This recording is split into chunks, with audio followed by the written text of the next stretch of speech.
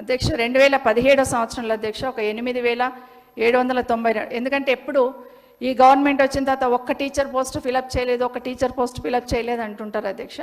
2017లో 8,092 ఉద్యోగాల భర్తీకి public సర్వీషన్ commission ద్వారా రిక్రూట్ చేసాం అధ్యక్ష. అందుకే డిఎస్సి అనేది కింద పబ్లిసిటీ కాలేదు అధ్యక్ష.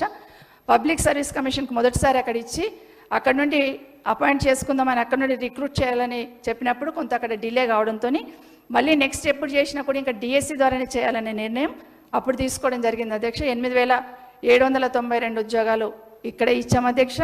11,000 పైచీలకు ఉద్యోగాలు గురుకులాల్లో అపాయింట్ చేస్తాం అధ్యక్ష.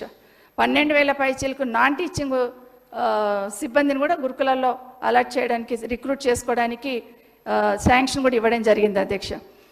ఇంటర్మీడియట్ కాలేజ్లో 3,096 మందిని, టెక్నికల్ ఎడ్యుకేషన్లో 520 మందిని,